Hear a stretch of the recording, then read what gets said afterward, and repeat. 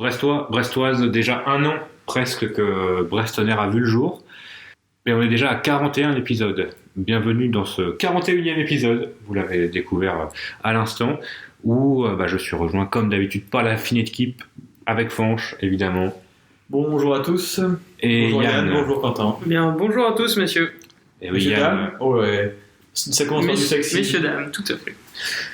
Alors pour ce 41e épisode, un podcast un peu fourre-tout, puisque donc ce sont les vacances, c'est toujours l'intersaison. Et donc on réussit à mettre ce qu'on peut dans ces podcasts. On va évidemment parler de la disparition d'Alex Dupont, emblématique de ces dernières années du Stade brestois. Quelques news très rapides, puis des matchs amicaux, puisqu'il y en a eu 2 depuis le début de l'été. Mm-hmm. Et ensuite on parlera évidemment de ce que vous attendez tous et toutes. C'est évidemment l'arrivée de Heriberto Tavares, en provenance du SL Benfica, donc un ailier rapide, un profil intéressant et plutôt excitant à découvrir. Et donc ça tombe bien puisqu'on aura un invité pour en parler. On vous le fera découvrir tout à l'heure. Alors on commence directement par la triste nouvelle, voilà, la disparition donc d'Alex Dupont, assez symbolique finalement, juste après la finale de la dernière Coupe de la Ligue. Alors que c'est lui qui avait écrit la plus belle page de cette compétition avec Guignon. Il en avait écrit d'autres avec le Stade Brestois, alors pas en Coupe de la Ligue.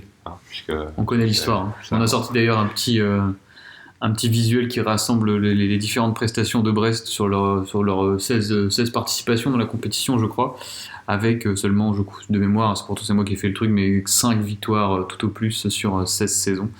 Donc ça reste une compétition qui n'a jamais vraiment souri au Stade brestois. Alex Dupont ou pas. Il y a une petite épopée l'année dernière, on a vibré un petit peu quand même. On était en quart de finale, on y a cru. C'est quelque chose. Mais effectivement, Alex Dupont qui aura marqué les histoires de Guignon, de Sedan également, mais aussi de Brest un peu plus tard, puisqu'il y a eu des hauts très hauts, avec donc la montée en Ligue 1, puis la place de leader au niveau de la saison qui a suivi. Alors après, il y a eu évidemment des bas qu'il ne faut pas non plus oublier, mais c'est quand même une personnalité qui nous a quittés, et évidemment le Stade brestois a fait le nécessaire pour rendre hommage, que ce soit sur les réseaux sociaux, sur son site internet, les médias également, que ce soit l'équipe, le Télégramme, la Télégramme a fait sa une d'ailleurs là-dessus. Donc voilà, il y a très peu d'entraîneurs qui ont fait monter Brest en Ligue 1. On peut sûrement les compter sur les doigts d'une main, et il en fait partie. Donc voilà, c'était quand même une personnalité qui nous a quittés. Il a été également, je trouve qu'il y a eu un consensus médiatique et de la part notamment des anciens joueurs, des clubs, etc., qui ont tenu à rendre hommage à Alex Dupont. J'ai entendu beaucoup. Après, c'est souvent le cas quand quelqu'un décède, évidemment, mais là c'était assez fort. Il y avait vraiment des gens de tous les horizons, de tous les clubs qui avaient un petit mot pour lui, une petite pensée, qui l'ont connu et qui avaient en tout cas tous le même message, c'est que c'était une personne très atypique, comme on ne trouve plus forcément dans ce milieu assez policé. Et je trouve que d'ailleurs en ce sens, peut-être qu'il rejoint un petit peu Jean-Marc Furlan aussi, qui ressort un petit peu du cadre parfois, dans sa manière à lui évidemment. Mais voilà, c'était quelqu'un qui a été tout à fait original, en tout cas sur sa manière de se comporter.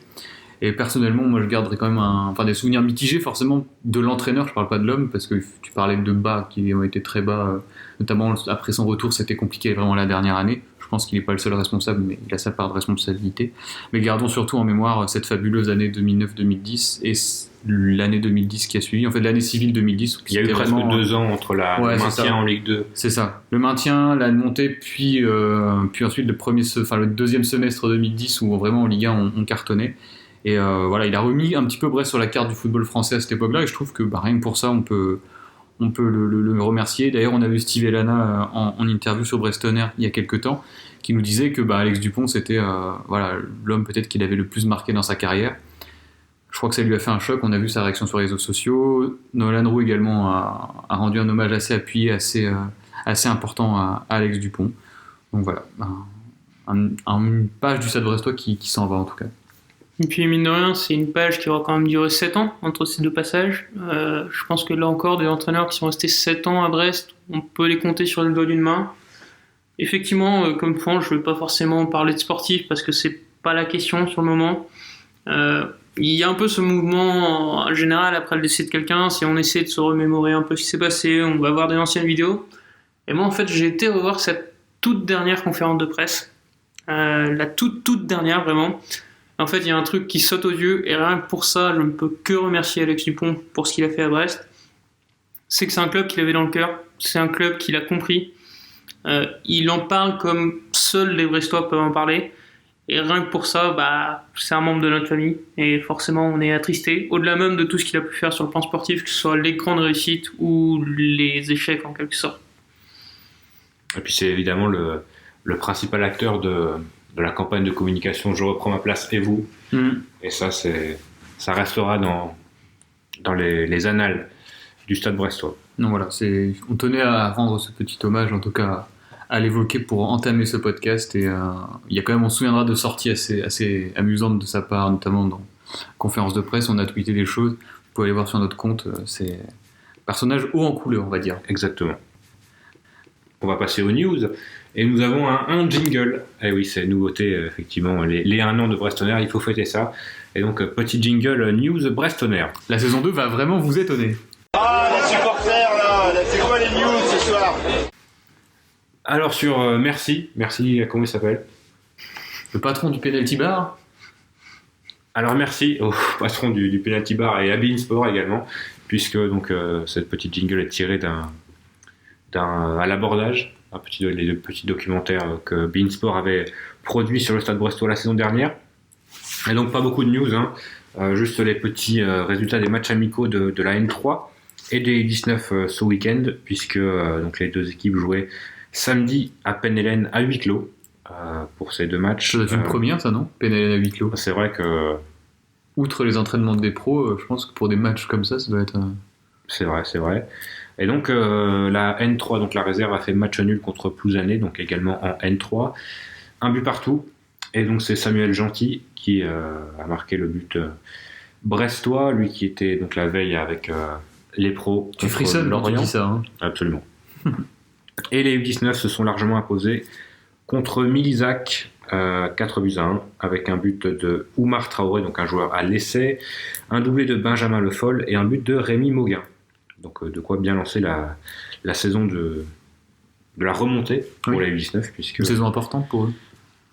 Puisqu'ils remontent à ce niveau de la compétition. Et enfin, voilà, petite news complémentaire avec la sortie du maillot blanc, et on se devait de notre avis, puisque c'est ce qu'on fait dans ce podcast, un maillot blanc, donc Adidas.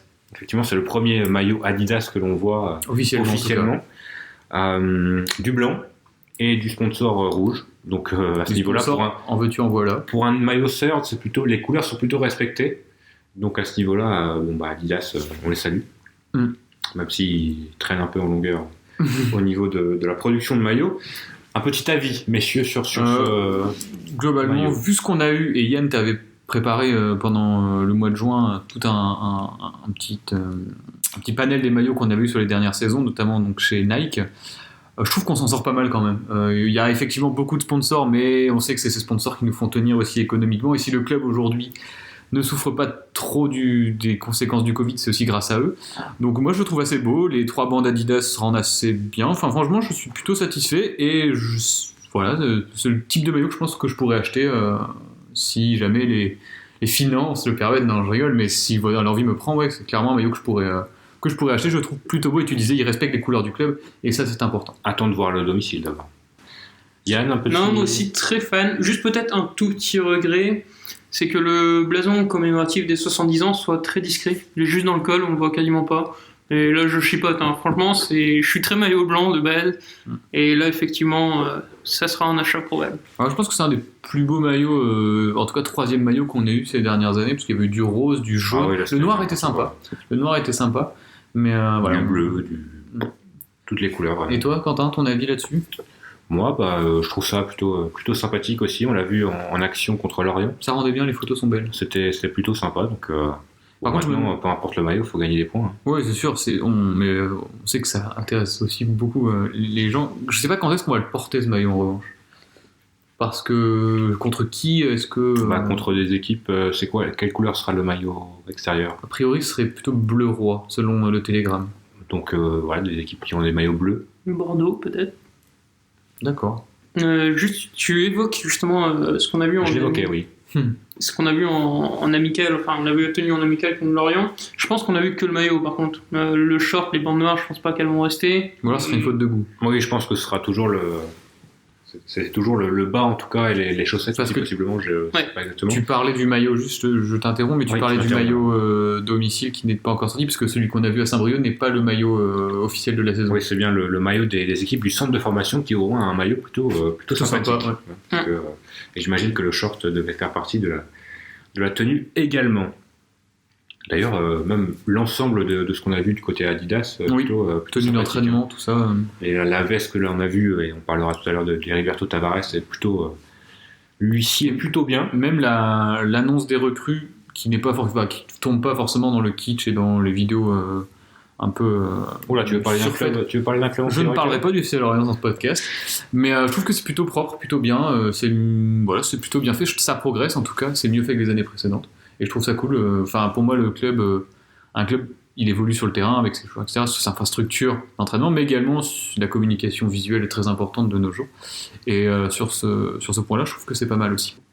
Et donc, transition toute trouvée, puisqu'on parlait match amical, pour discuter justement des 2 premiers matchs amicaux. Donc, le match amical à Saint-Brieuc contre le Stade Briochin, qui se termine sur une victoire 1-0. Où notre envoyé spécial Yann était sur place. Exactement. Et donc, celui également contre le FC Lorient, donc au Moustoir, qui s'est terminé sur 2 buts partout. Alors, on va pas non plus faire des tonnes et des tonnes, hein, parce qu'on sait que les matchs amicaux, c'est évidemment relatif par rapport à ce qu'on peut voir dans la saison. On a des exemples d'équipes qui gagnaient tout et qui marchaient sur leurs adversaires sur les matchs amicaux, et puis finalement galèrent en début de saison.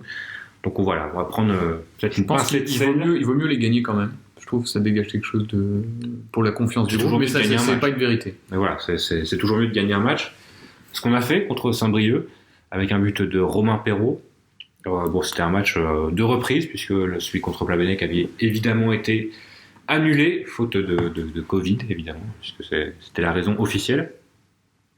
Et donc ce match contre Saint-Brieuc qui faisait office de reprise, avec beaucoup de jeunes, beaucoup de turnover, puisque chaque joueur a joué 45 minutes finalement, sauf un ou deux jeunes qui sont entrés et sortis en deuxième période, et des joueurs qui ne jouaient pas nécessairement à leur place également. On pense notamment à Hugo Magnetti et Yanga Mbok qui ont joué la deuxième mi-temps en défense centrale. Qu'est-ce que vous avez pensé rapidement de ce match ? Yann, peut-être, vu que toi tu étais sur place, donner ton avis, parce que différent de...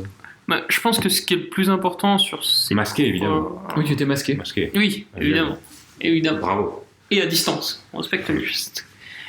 Mais, ce qui est pour moi peut-être le plus important sur un tout premier match amical, c'est de voir où en est la condition physique des joueurs. Parce que, mine de rien, ils avaient repris depuis à peu près un mois. Surtout cette année, ouais. Et surtout cette année, après 3 mois de pause, déjà très positif, on n'a pas eu de joueur qui s'est blessé lors de ce match-là. Puis même, globalement, je pense que sur les 11 de la première mi-temps, on en a 9 voire 10 qui étaient physiquement prêts. Les 2 seuls qui ont peut-être un peu de mal, c'est Jérémy Ledoiron, mais ça c'est simplement la transition vers le monde professionnel. Ça s'explique. Et l'autre qui a un peu disparu en intensité physique, c'était Romain Fèvre sur ce premier match contre Saint-Brieuc. Contre Lorient, c'était déjà beaucoup mieux. Et en deuxième temps, il y avait les jeunes qui avaient repris plus récemment, donc physiquement c'était plus dur, mais globalement le groupe pro physiquement était prêt. Et être prêt physiquement aussitôt dans la saison, je trouve que c'est très positif. Surtout qu'on est l'un des clubs de Ligue 1 en tout cas à avoir repris le plus tard. Mm-hmm. Donc visiblement Benjamin Guy ça bosse plutôt bien.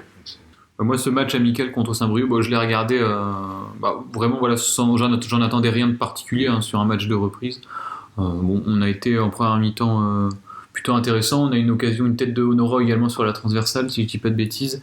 Ce but de Romain Perrault, qui est bien, je pense, pour Romain Perrault de reprendre sur un but, parce qu'on avait dit que la saison s'était terminée pour lui il était sur une phase quand même assez ascendante. Il était plutôt bon, il montrait des belles choses. On se souvient à Saint-Etienne, à Nice, à Rennes, il avait été bon. Là, voilà, je pense qu'il est installé maintenant. Romain Perrault, il a trouvé ça. C'est pas le but qu'on attendait de la part de Romain Perrault. Non, mais il en appelle peut-être d'autres du coup. Non, mais vraiment, c'est peut-être le joueur de ces 2 premiers matchs amicaux. Avec Jean Kéké-Dudu. Jean Kéké-Dudu, peut-être moins contre Lorient. Ouais. Mais contre Saint-Brieuc.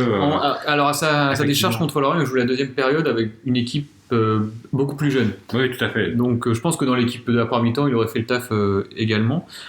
Sinon après, Mais effectivement, Romain Perrault, c'est, je pense, le joueur le plus à son avantage sur ces 2 mi-temps, en tout cas, qu'il a joué. Après, voilà, on tempère, évidemment. Hein. Après, dans les différentes sorties qu'il avait fait dans les médias, il avait dit plusieurs fois qu'il attendait qu'une chose, c'était de retrouver le terrain. Je pense qu'il était vraiment mort de faim et qu'il avait... Ça s'est vu. Lui avait bossé, donc pour le coup... Je sais pas si ça s'est vu à Saint-Brieuc, mais effectivement, le côté mort de faim frappe aux yeux.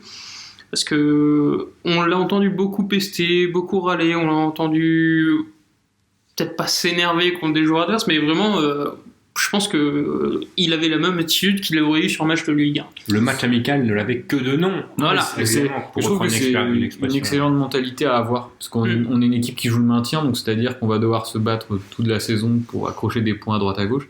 Si tu pars dès le début de saison comme ça, le couteau entre les dents, c'est un signe, c'est un bon signe, je pense, c'est un bon signal envoyé également qui peut rejaillir sur l'ensemble du collectif en disant bah écoutez, lui il se met à fond, on va se mettre à son niveau pour la suite des événements.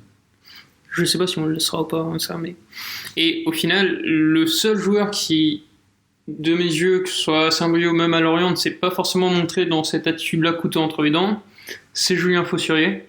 Et peut-être que c'est pas anecdotique qu'il n'ait pas retrouvé le brassard. Que ce soit en deuxième mi-temps où il n'y avait que des jeunes, et au final le brassard se retrouve entre les mains de Ludovic Ball. À Lorient, c'était Gauthier Larsonneur et Paul Lannes. Alors que... Après peut-être que le coach fait des tests aussi. Oui, voilà. Ça peut être aussi une autre possibilité. Moi, juste, j'avais une petite question pour Yann, comme tu étais au stade à Saint-Brieuc. D'ailleurs, on remercie Saint-Brieuc d'avoir diffusé le match sur sa page Facebook, parce que c'est compliqué en ce moment de se rendre au stade, vu les restrictions de place, etc. Justement, Yann, comment ça se passe un match avec le respect des gestes barrières, le masque, etc. Est-ce que tu as vécu un match de foot de la même manière, ou est-ce que c'est vraiment différent? Tu as senti un changement? Qu'est-ce que tu peux nous dire sur ton expérience? Parce que nous, on n'est pas retourné, Quentin et moi, au stade depuis. Il y a peut-être un truc qui me marque, je sais pas si c'est propre à Saint-Brieuc ou si ça va être le cas pour tous les matchs amicaux, mais de voir les deux équipes rentrer chacune de leur côté du terrain, ce qui est complètement con, parce que derrière les joueurs vont être au plus proche. Hein, et symboliquement, tu comprends qu'effectivement, c'est un peu différent. Après, c'est ce qu'on voit aussi dans les autres championnats, quand on regarde les matchs de championnats, que ce soit allemands ou autres. Généralement, ils rentrent pas à la queue leu. Ils rentrent un peu tous comme ils veulent, ils sautent, ils courent. Et moi, je trouve pas ça dérangeant. Non, ça a un certain charme. Mais voilà. Ça enlève un peu du cérémonial habituel. C'est ça. Il y a un côté très sud-américain, où les Sud-Américains font beaucoup ça. Alors évidemment, en Amérique du Sud, il y a des feux d'artifice et tout ça, les recibimientos, comme ils appellent ça. Mais non, moi, je trouve pas ça... De toute façon, je pense qu'il va falloir apprendre à vivre avec ça, donc autant s'adapter. Mais sinon, rien de particulier. Par exemple, les joueurs, lorsqu'ils allaient se changer sur le banc, tout ça, ils étaient plus espacés ou... Non, alors là, clairement pas. Franchement, une fois le match démarré, il n'y avait pas de différence entre un match habituel. Enfin, c'était un match amical, mais... Ok, voilà, c'était juste ma petite interrogation sur le football d'après, finalement. Et oui, puisqu'il n'y avait pas tu pouvais pas demander à quelqu'un qui était à Lorient, puisqu'il n'y avait personne. On peut demander à Pierre-Yves Henry, peut-être, qui a très bien commenté ce match. À son avantage, plutôt aux commentaires sur TBO. Donc, de partout, 2 mi-temps différentes, avec 2 équipes différentes. Donc, peut-être plus de choses à retenir de ce match, puisque donc, si on compare la mi-temps entre les équipes pro, entre guillemets, Brest a quand même plutôt bien maîtrisé son sujet. Une très bonne première mi-temps, je dirais. Alors, l'écart au score... Une très bonne dernière demi-heure de la première mi-temps. Ouais, après, voilà, c'est toujours pareil. On a un peu mis de temps à se mettre en route. C'est ça, mais comme on disait tout à l'heure, ce sont des matchs de reprise, donc physiquement, la machine est un petit peu rouillée pour les joueurs. Après, un arrêt comme de 3 mois et demi. J'ai trouvé une mi-temps très convaincante de bon nombre de joueurs, notamment étonnamment d'ailleurs de Yanga Mbok en défense centrale, que j'ai trouvé très propre, assez sûr de lui. Voilà. Après, une équipe brestoise qui était dans la verticalité, j'ai trouvé ça vraiment intéressant, notamment le second but qui est très beau, avec la remise le petit décalage de Romain Fèvre, et tout de suite Belkebla vers l'avant. Ce qu'on lui reprochait un petit peu l'année dernière en première partie de saison, c'était de ne pas jouer suffisamment vers l'avant. Là, une très belle passe décisive, et donc un Romain Fèvre, je reviens sur lui, qui m'a beaucoup plu. Juste pour compléter sur le deuxième but, il y a quelque chose de très positif, c'est que je pense que c'est un but qui est aisément reproductible. on pourra facilement le voir 3-4 fois dans cette saison. Quand on ne va pas sur des défenses lorientaises tout au long de la saison. Mais après, est-ce qu'on va jouer aussi avec Cardona devant en pointe? C'est aussi la question. Parce que si on joue avec Charbonnier tout seul devant, ce ne sera pas la même vitesse. Et je pense qu'on jouera. Après, que ce soit Cardona, que ce soit Tavares, que ce soit Honora, ça peut ne pas être nécessairement l'attaquant de pointe qui se retrouve dans cette situation. Et là, pour le coup, on se retrouve avec 3 joueurs qui sont vraiment ultra rapides. Honora, on l'a pas trop vu, mais on l'a vu 1 ou 2 fois, où vraiment la capacité d'accélération était impressionnante. Donc là, vraiment, on a une équipe beaucoup plus moderne, je dirais, dans le style de jeu. Et est-ce que vous pensez qu'on peut partir avec Irving Cardona à ce poste de numéro 9? Moi, j'ai trouvé, il a marqué un beau but, il manque un peu de poids. Ouais, voilà. Je trouve qu'il avait également du mal un petit peu à peser, exister dans le duel. Et je trouve que c'est quelque chose qu'on voyait déjà l'année dernière, notamment un match à Montpellier. C'est pas le mec sur lequel tu peux te baser pour faire remonter un bloc si t'es acculé sur ton but. Donc, ce serait bien d'avoir divers profils différents pour être sûr d'avoir un qui puisse, en cas de nécessité, puisse justement faire remonter ce bloc sur un long ballon, d'être un mec un peu plus intéressant de haut jeu. Est-ce que vous avez trouvé une évolution positive entre le match de Saint-Brieuc puis celui de Lorient ensuite? Notamment, moi je me base surtout sur l'équipe de la première mi-temps parce que c'est avec celle-là que je tire le plus d'enseignements. En deuxième mi-temps, c'est plus pour faire jouer les jeunes. Déjà, la pelouse était mieux, donc effectivement ça rend les choses un peu plus faciles au niveau technique. Le temps aussi, la météo. Exactement, et l'adversaire qui sortait un peu plus, donc il y avait moins. Je pense que le terrain était plus grand aussi. Donc il y avait moins de joueurs qui se télescopaient et qui étaient au même endroit. Les automatismes viennent aussi, match après match. Je pense que c'est pour ça qu'on a un peu plus vu Romain Fèvre sur ce match contre Lorient que contre Saint-Brieuc. Un Romain Fèvre qui est d'ailleurs plutôt aimé avec le ballon. Et des 2 pieds. Exactement. Donc voilà, c'est plutôt une belle mi-temps. Et comme tu disais, physiquement, on a senti un Brest plutôt à son avantage. Et bien au-dessus de Lorient qui a repris bien avant, sombré. Pourtant qui avait repris 10 jours, 13 jours même avant le Stade Brestois. Et qui, Christophe Pellissier qui fait jouer ses joueurs déjà 1h75 minutes. Enzo Lefebvre notamment qui a joué pas mal de minutes de jeu. Donc voilà, c'est des processus différents pour chaque club, mais plutôt confiant en tout cas dans ce que je vois. Oui, il y a vraiment pour l'instant, ce qu'on a vu, il n'y a vraiment rien d'alarmant. Il y a juste le manque de banc quand même. Manque de banc. Physiquement, voilà, on avait l'air bien, et le manque peut-être d'occasions créées. On est plutôt efficace. Voilà, ça. Mais voilà, peut-être on a marqué un but sur coup de pied arrêté aussi, ce qui est plutôt pas mal. Bien tiré. Mais généralement, manque d'occasion dans le jeu. Après, mine de rien, on parle beaucoup de la première mi-temps, mais la deuxième mi-temps, en dehors des 20 dernières minutes, ne sont pas foncièrement mauvaises. Malgré nos jeunes, on arrive quand même à faire plus que jeu égal avec Lorient. Kylian Benvido, qui a fait plutôt un très bon match contre Lorient, se procure quand même 2 très grosses occasions. On a un penalty en plus avec. Il faudra bosser ça peut-être les penalties. On a peut-être une recrue qui sait tirer. Ah oui, du pied gauche, non? Un pied droit, pied gauche, comme il veut. N'importe de la tête s'il veut. Et qui les marque, pas de problème. Mais du coup, voilà, on a certes effectivement l'équipe de première mi-temps est mieux rodée et meilleure. Mais on n'a pas été mauvais en deuxième non plus. Non, mais quand je disais que je me basais plus sur la première mi-temps, c'est parce que en termes de repères et d'analyse, vraiment, c'est celle qu'on verra dans la saison, quoi. De la deuxième, je pense qu'on Benvindo, Gentil, Raphaël. C'est une bonne nouvelle pour la N3 en tout cas.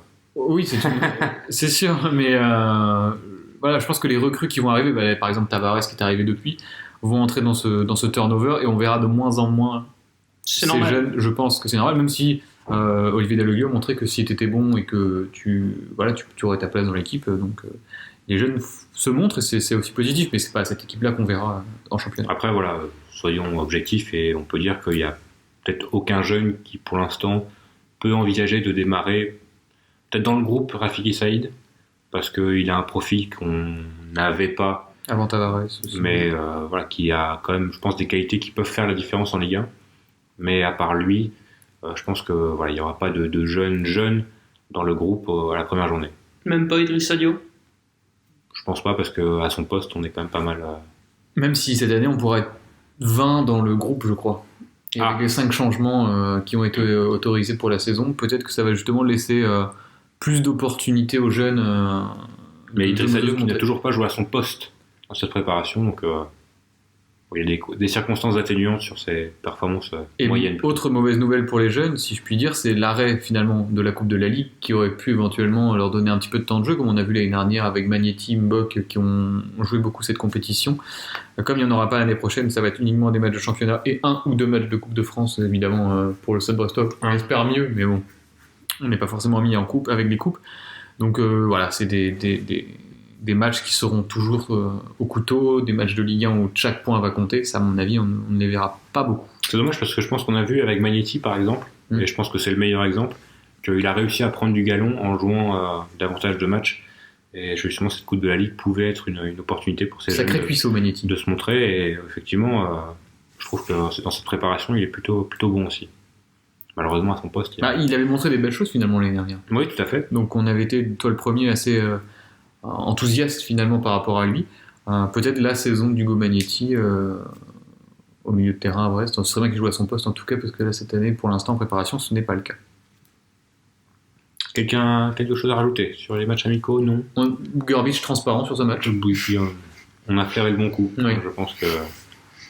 Voilà, rien de plus à dire. Merci Fange, ce commentaire. Et donc on va passer au gros morceau, évidemment, de ce podcast.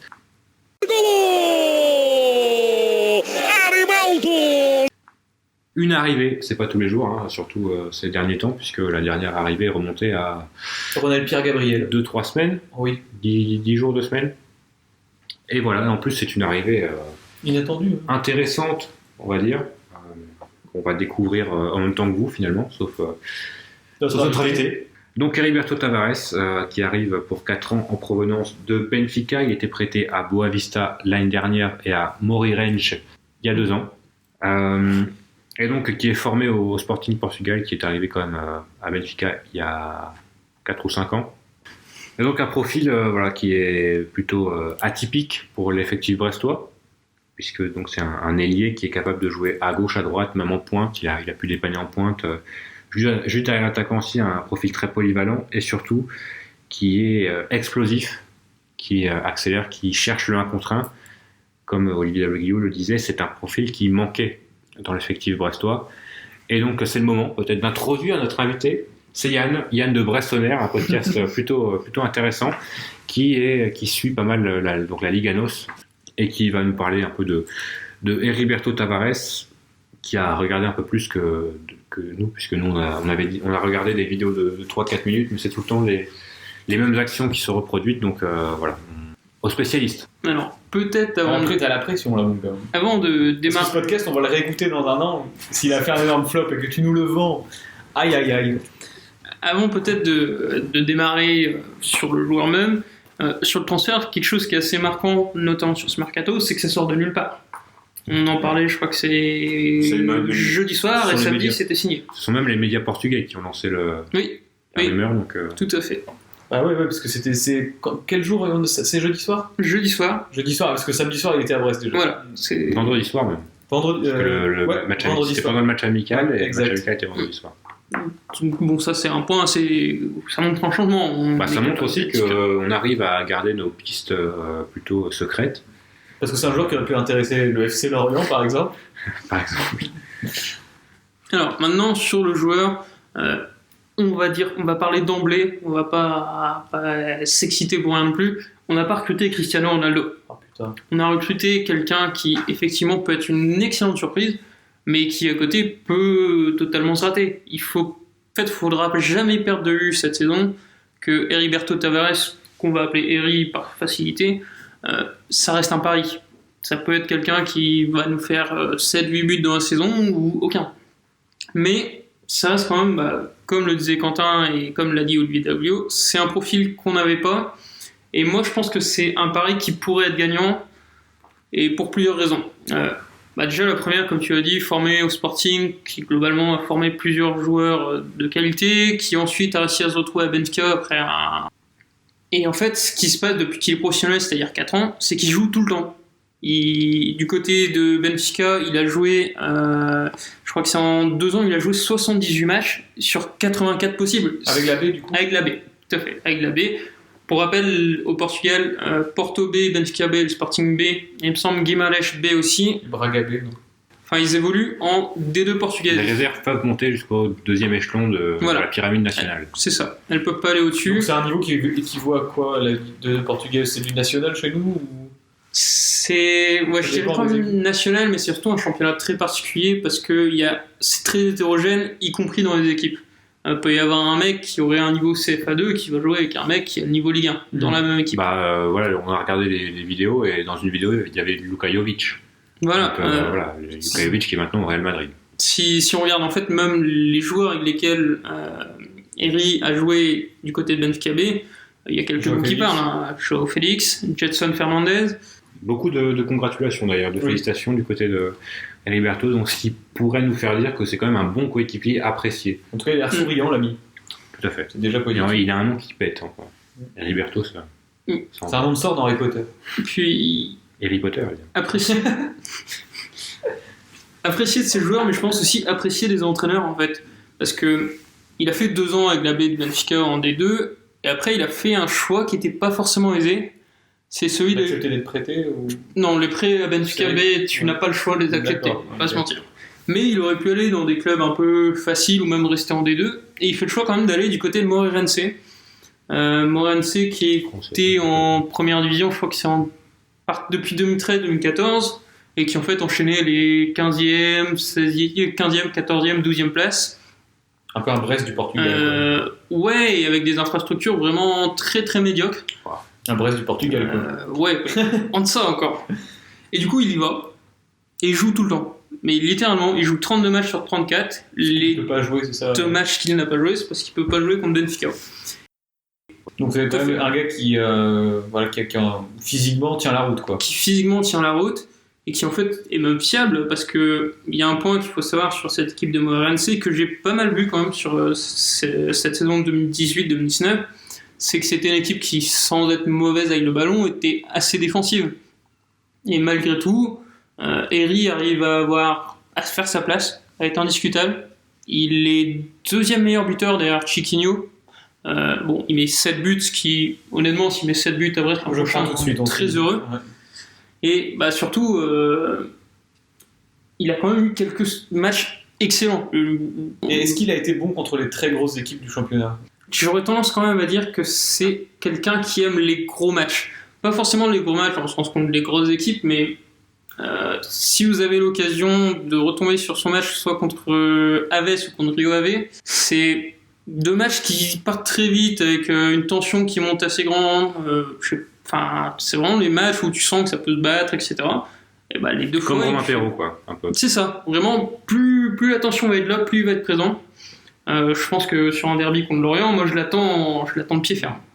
D'ailleurs, alors je sais pas si ça veut dire quelque chose, mais c'est ce qui ressort aussi un peu de ses shootings photos.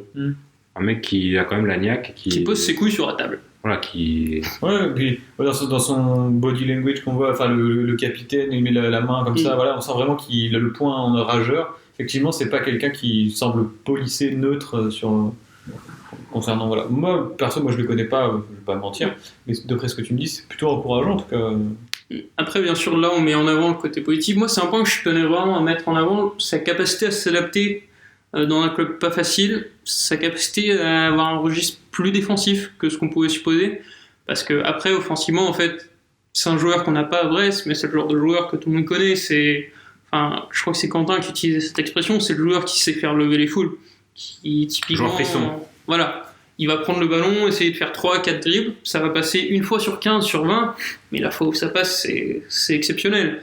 En plus, il peut se targuer d'avoir une belle frappe de balle. Il y a 2-3 buts, je me souviens d'un but contre Porto, en coupe. Vraiment, je crois qu'il efface 2 joueurs, il s'arrête et il met une pelledoche. Et est-ce qu'il a une marge, alors tu vas me dire oui je pense, mais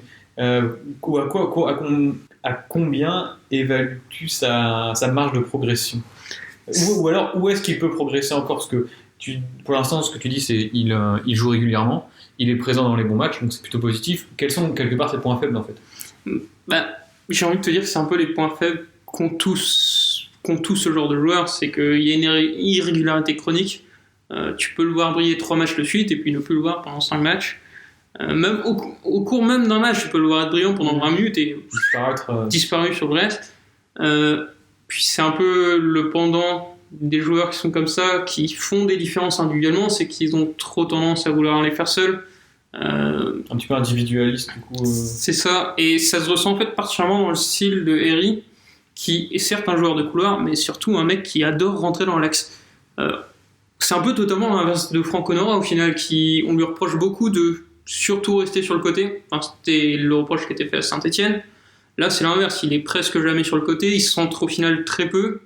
Je pense que techniquement, dans les passes et dans les centres, c'est bien en dessous de Franck Honora, mais par contre, dans les duels et dans la percussion, c'est un profil qu'on n'a pas, et je pense que même c'est un bon profil.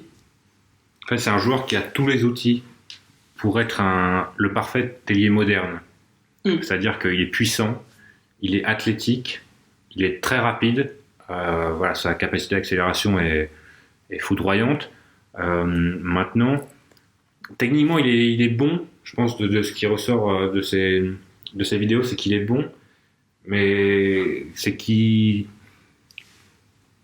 dans les petits espaces, sa technique dans des petits espaces semble un peu être rustre. Je pense qu'il est bon quand il y a de l'espace, quand il peut pousser le ballon. Je pense qu'il est bon en 1 contre 1, mais quand peut-être Leto se resserre un peu sur lui, je pense qu'il va rapidement perdre la balle, paniquer. Mais voilà, il a vraiment tout ce qu'il faut pour être un ailier moderne, de bonne qualité. Il est aussi ambidextre. Voilà. Très très bon pied gauche, bon pied droit, mais vraiment un pied gauche exceptionnel. Et voilà, c'est vraiment un joueur qui a tous les outils pour être un ailier moderne de grande qualité. C'est quelqu'un qui, je pense, peut déborder comme rentrer dans l'axe. Et voilà, c'est aussi intéressant pour un attaquant d'avoir cette capacité pour que les défenseurs en face ne sachent pas trop ce que va faire son vis-à-vis. Néanmoins, il faut quand même noter qu'il sort pas de sa meilleure saison. Maintenant, on le verra, tu vas en parler rapidement, moi j'ai quelques statistiques après. Il a des circonstances atténuantes, on va dire. Oui, voilà.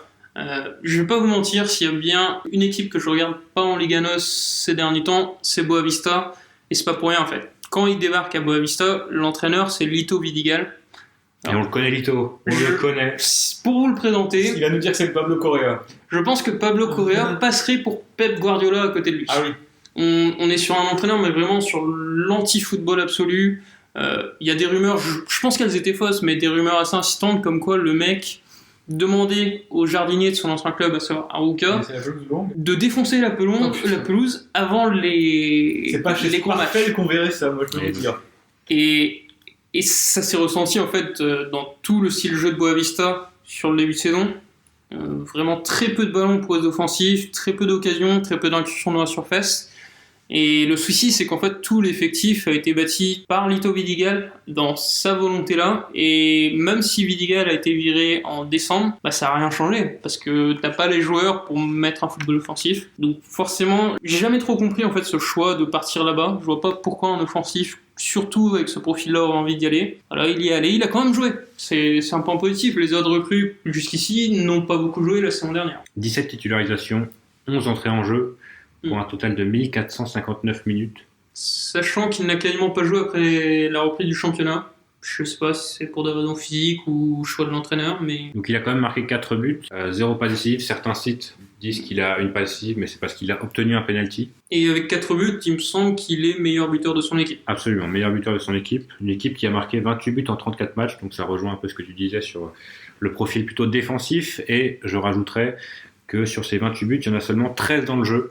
Donc il y en a une dizaine sur coup de pied arrêté, 3 ou 4 sur penalty et 2 contre son camp, si je dis pas de bêtises. Une équipe qui avait 44,7% de possession de balle, donc la deuxième pire de Portugal, 73% de passes réussies, pareil, deuxième pire du Portugal, 16 centres par match, c'est la pire équipe, 12 tirs par match, c'est pas mal, sauf qu'il n'y en a que 4 cadrés et 55% sont en dehors de la surface. Donc voilà, ça rejoint un peu ce que tu disais, c'est vraiment une équipe qui n'était pas vraiment faite pour que les joueurs offensifs brillent. Est-ce qu'on avait l'année dernière des joueurs qui frappaient de loin? Batokyo, ouais. On a des super buts, mais... On a vu Romain Fèvre qui avait une bonne frappe de balle. Là. Même Jan Gavelbach aussi, pas sûr qu'il joue très Charbonnier qui a une bonne frappe mais qui ne tombe pas assez. Donc peut-être que ça pourrait être aussi une cartouche de plus. On n'a pas de joueurs qui rentrent dans l'axe pour tirer, qui vont sur les côtés, qui rentrent dans l'axe pour tirer. Même Cardona par exemple qui pourrait le faire, ne le fait pas. Thierry Henry, tu dis de se décaler, de faire... Henri Robben, c'est c'est plutôt le profil qui revient. Mais c'est vrai que ce profil-là d'ailier qui rentre sur son bon pied, moins mauvais, on va dire, puisque lui a l'air d'avoir les deux pieds plutôt à un bon niveau. C'est vrai qu'on n'a pas ça, alors que c'est vraiment ce qui ressort du football moderne, quoi. C'est l'un des outils les plus importants du football moderne. Et c'est surtout un des profils qui prend le plus vite de la valeur. Là, on l'a acheté en gros 1 million, hein, c'est le chiffre qui ressort. C'est un genre de joueur, s'il met 6 buts dans sa saison, on peut le revendre à 8, 9 sans souci. Juste parce que c'est le profil. Maintenant, voilà, on le répète, il a des circonstances atténuantes, mais il sort pas d'une très bonne saison. Pour aller un peu plus dans les statistiques avancées, puisque j'ai demandé à quelqu'un qui avait accès à Wisefoot, donc l'outil que beaucoup de clubs utilisent pour trouver les joueurs. Et je remercie d'ailleurs cette personne si elle écoute ce podcast. Notamment au niveau des expected goals. Donc voilà, pour ceux qui ne connaissent pas rapidement, on prend toutes les actions, tous les tirs en gros tous les tirs en général, et selon leur réussite en but, on a une sorte de statistique, c'est-à-dire qu'un tir dans la surface aura plus de chances de marquer qu'un tir de 30 mètres. Grossière définition de ce que sont les expected goals. Il est donc à 0,18 XG sur 90 minutes, donc si on ramène ça à sa saison entière, ça fait 2,93 XG, donc avec ses 4 buts, on peut dire il a en gros surperformé. D'ailleurs dans ses buts, il y a un centre-tir dévié qui lobe le gardien, donc voilà, j'imagine que là au niveau des expected goals, ça va être de 0,01 maximum, et donc autant il a surperformé au niveau de ses buts, donc ce qui peut nous dire qu'il marque des buts où il y a peu de chances de marquer, ou de temps en temps il rate des occasions où il aurait dû marquer. Donc, voilà, c'est assez peu quand même, hein, entre 2,93 et 4. Mais au niveau des expected assists, donc ce qui est la même chose que des expected goals, sauf que voilà, c'est le joueur qui fait la passe à celui qui tire, il est à 1,304 expected assists pour 0 assist au final. Donc là on peut penser qu'effectivement il avait des coéquipiers nuls à chier. Pour dire les choses objectivement. Maintenant, ça reste du 0,08 expected assist sur 90 minutes. Donc voilà, c'est pas un joueur qui a beaucoup créé cette saison, mais comme on le disait, il a pas mal de circonstances atténuantes par rapport au style de jeu de son équipe. Il est à 2,09 tirs sur 90 minutes pour 44% de tirs cadrés. C'est pas top. 17 passes par 90 minutes, c'est pas top non plus, on le voit pas souvent dans le jeu. Surtout qu'il réussit que 62% de ses 17 passes, donc voilà, c'est pas fou. 2,5 centres sur 90 minutes, dont 26% réussis, et 4,46 dribbles sur 90 minutes pour seulement 35% réussis. Donc là, globalement, on est sur les stats d'un tout droit. On va pas se mentir. Maintenant, je pense que si on regarde ses stats à Moreirense, la saison précédente, c'est beaucoup mieux. Donc il a montré qu'il pouvait faire beaucoup mieux. Il a des circonstances atténuantes, parce que Boavista jouait comme Nancy. Voilà. C'est le genre de joueur de profil pour plus briller dans une équipe comme Brest, je pense. Tout à fait. Qui joue, qui a le ballon, qui veut attaquer. Ça, je pense qu'il va, lui, en tout cas, sera gagnant de ce transfert, je pense. Tout à fait. Et voilà, de toute façon, le risque est assez minime finalement. Il n'est pas très cher. C'est 1 million d'euros. 1 million d'euros maintenant. Aujourd'hui, voilà, c'est ça. On a quand même proposé 6 ou 7 pour Ivan Gerbic, donc ça nous laisse une certaine marge de manœuvre au niveau du budget transfert. Donc vraiment, le risque en vaut la chandelle, je pense. Puis c'est 1 million d'euros pour acheter 3 ans de contrat, donc je trouve que c'est très bien négocié. On signe un contrat de 4 ans derrière, donc effectivement on s'assure aussi sa présence si ça fonctionne, et si ça fonctionne pas on n'aura pas perdu l'euro. Non, ça. Et c'est étonnant, c'est pas vers ce type de championnat qu'on avait l'habitude de recruter. Donc peut-être que le Stade Brestois s'ouvre aussi à de nouveaux horizons. On avait lu dans le Télégramme de toute façon que le club cherchait également à l'étranger. Piste, plus peut-être à l'est, il disait, ou dans le nord de l'Europe. Et c'est au sud-ouest finalement, mais bon, why not? C'est toujours excitant de découvrir un joueur qu'on ne connaît pas, d'aller voir des vidéos, parce que finalement un mec comme Honora, on sait globalement à quoi s'attendre. Et là c'était vraiment une découverte totale. Je pense que tu es obligé d'avoir un petit peu des deux finalement, parce que tu peux pas faire que des paris non plus comme ça. Totalement, mais voilà, c'est toujours intéressant. On avait un petit peu pointé du doigt le fait que c'était un petit peu dommage effectivement d'avoir des joueurs qu'on connaissait, toujours des mêmes clubs, avec les mêmes clubs dessus. Honora on en parlait depuis longtemps. Je sais plus quel joueur on suivait depuis des années qu'on avait pris également par le passé. Là c'est tout nouveau, c'est un petit peu comme à Noël, tu as une surprise et tu as envie de la découvrir. Et du coup les premières foulées d'Heriberto Tavares sur Francis Leblay vont être très intéressantes à scruter.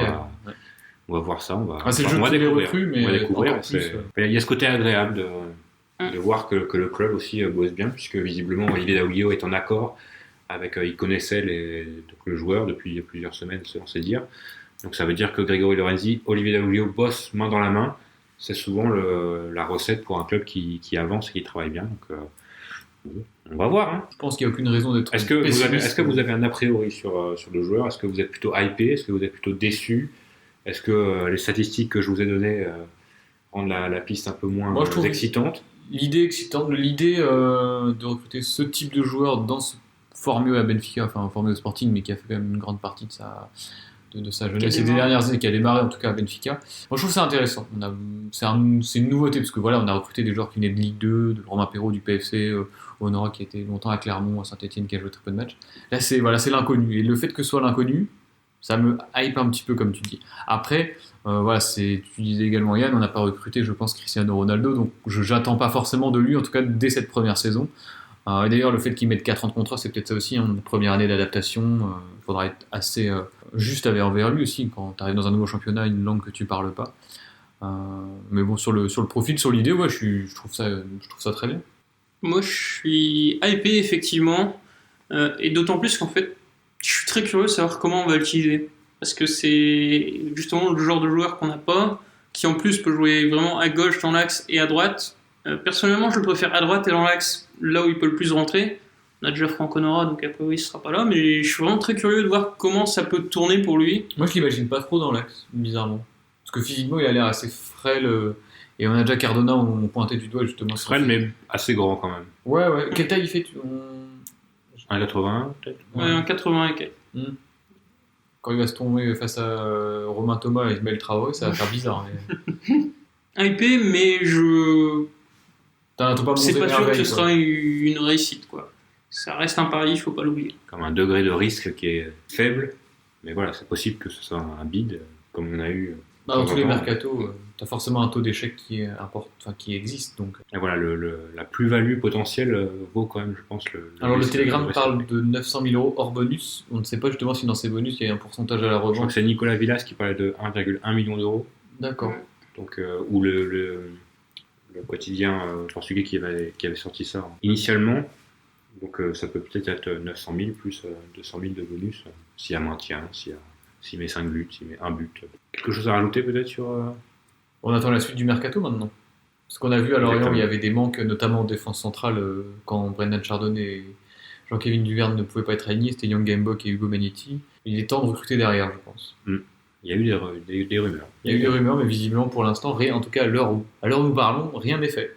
Et on attend, et quand elles tomberont, on sera là pour vous, avec évidemment nos spécialistes portugais, qu'ils soient russes, on est partout. Et donc on sera là pour vous donner ce qu'on sait. Maintenant, voilà, sur Heriberto Tavares, 2 d'entre nous, en tout cas, ne savent pas plus que vous. Alors, on a tous regardé les mêmes vidéos, je pense, donc on va le découvrir ensemble. Peut-être, si jamais vous voulez voir Heriberto Tavares au sommet de ses capacités, je pense que son meilleur match, ça reste Moreirense contre Aves en 2018-2019. Je ne sais pas s'il sera disponible intégralement en ligne, mais j'en garde un très bon souvenir. Je pense que même si vous regardez le résumé, vous voyez que lui. Et maintenant, le championnat approche, mine de rien, à grands pas aussi. On n'est plus qu'à 20 jours. Et moi, j'ai hâte de le voir faire sa célébration de but parce qu'elle envoie un peu elle envoie du lourd. Ce sera dans 20 jours au Costière. Un peu comme Lucho González à l'époque. C'était un peu le geste du capitaine. Et en plus, ça se prête plutôt bien à une ville portuaire comme Brest. Donc, et en plus, il a 29. Ouais, tout est réuni pour qu'il plaise au plus grand nombre. Effectivement. Sur ce, messieurs, on va se dire à la prochaine. Très bientôt, parce qu'on a un autre épisode de Brest On Air avec un entretien, une interview. Et oui, à venir. Puisqu'on l'a enregistré juste avant. On peut la teaser. La mémoire est courte chez moi. Puisqu'on parlait de ville portuaire. On n'en dira pas plus, mais peut-être. D'un port à un autre. Voilà. Et on ne vise pas Michel Padovani. Un port à Guinté, bien sûr. Bien sûr.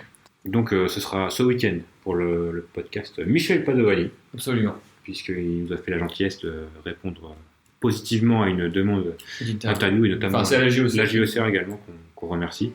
Parce que c'est toujours, je pense pour les Brestois, plutôt intéressant de se mettre en mode relation avec la JOCR. Dans ce moment. Et sur ce, à la prochaine et allez Brest. Kenavo. Le bas de la croisière et dans la blanche baleinière, Chamboué, notre brigadier, son bol est caplé, un peu sur le côté. Me rappelle mon bâtiment, c'était le bon temps, celui de mes 20 ans.